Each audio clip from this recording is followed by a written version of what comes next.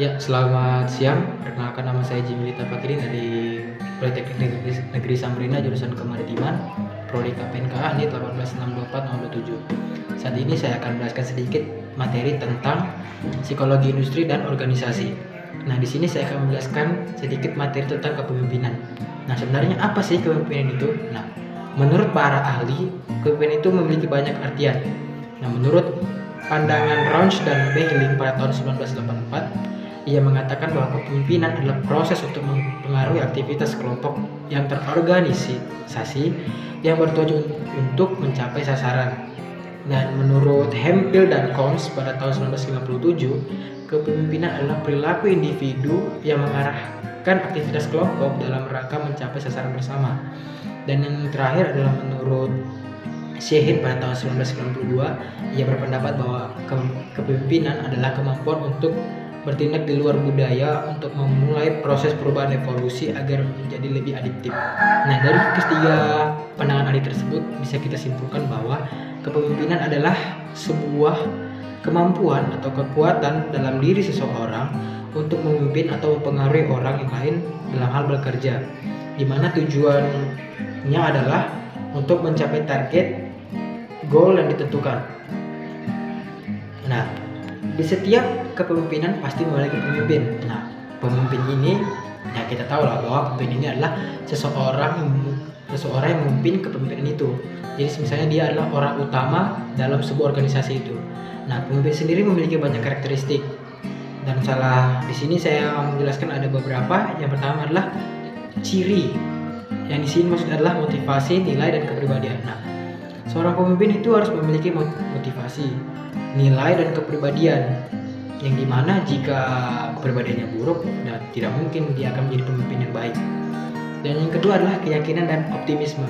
Nah, seorang pemimpin itu harus optimis dan punya keyakinan yang tinggi supaya dia dapat mengarahkan para anggotanya untuk bekerja lebih baik. Dan yang ketiga, karakteristik pemimpin adalah keahlian dan keterampilan. Nah, seorang pemimpin itu harus mempunyai keahlian dan juga keterampilan sehingga ia dapat dipercaya oleh anggotanya. Yang keempat adalah perilaku. Nah, banyak tuh pemimpin-pemimpin yang perilakunya kalau sudah merasa pemimpin tuh sudah di atas, perilakunya tidak baik. Nah, di sini perilaku untuk jadi seorang pemimpin itu harus baik supaya kita dapat dinilai anggota kita dan anggota kita merasa segan dengan kita. Dan yang kelima adalah integritas dan etika. Nah, di sini pemimpin itu harus memiliki integritas dan tentu saja etika. Bagaimana jika seseorang memiliki integritas tapi tidak memiliki etika, itu sama saja bohong ya. Dan yang yang keenam, taktik pengaruh. Nah, di sini seorang karakteristik pemimpin itu harus bisa mempengaruhi bawahannya. Maksudnya di sini adalah mengajak lalu bersosialisasi dengan anggotanya supaya mereka mau bekerja, diberikan semangat begitu. Dan yang terakhir adalah sifat pengikut. Nah, sifat pengikut di sini adalah ia harus mengikuti saran-saran dari anggotanya, yang dimana tidak semua keputusan itu sepenuhnya dasar si pemimpin. Jadi pasti pemimpin itu membutuhkan suatu saran juga dari anggotanya. Nah, itulah yang maksudnya sifat pengikut. Jadi dia mengikuti saran-saran dari anggotanya. Nah, di sini karakteristik pengikut kurang lebih sama ya dengan karakteristik pemimpin. Di sini ada ciri yang pertama, yang kedua adalah keyakinan dan optimisme, yang ketiga adalah keahlian dan keterampilan, dan yang keempat adalah karakter dan pimpinannya, yang kelima adalah kepercayaan kepada pemimpin, dan yang keenam adalah komitmen dan upaya tugas, dan yang terakhir adalah kepuasan terhadap pemimpin dan pekerjaan. Nah, di sini kita melihat sebuah alur yang dimana alur ini adalah hubungan sebab akibat antar jenis utama variabel kepemimpinan. Nah, di sini kita lihat ada ciri dan keterampilan. Dan ciri dan keterampilan ini merupakan salah satu perilaku adalah suatu komponen yang mempengaruhi perilaku pemimpin, yang dimana perilaku pemimpin ini mendapat sebuah progres atau pengaruh, yang dimana pengaruhnya itu bisa berlaku pada sifat dan pengaruhnya itu, dan yang kemudian dimana sifat dan pengaruhnya itu bisa menghasilkan hasilnya adalah kita dapat menciptakan hasil kerja, yang dimana perilaku pemimpin dan sifat perilaku itu adalah variabel situasional.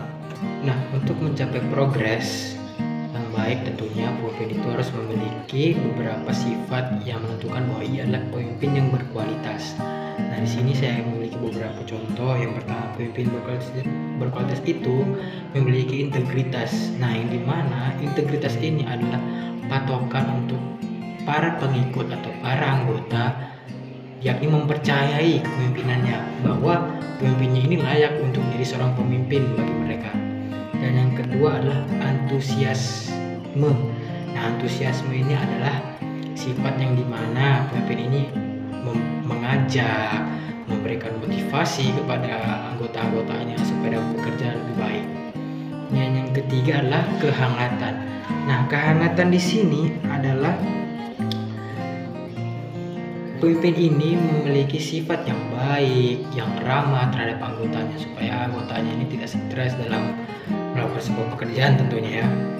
Yang keempat adalah ketenangan. Nah, pemimpin yang berkualitas itu harus memiliki sifat yang tenang, yang dimana semisal ada masalah atau ada problem dalam sebuah progres yang mereka kerjakan, pemimpin ini harus berpikir tenang dan mencari solusi dengan kepala dingin tentunya.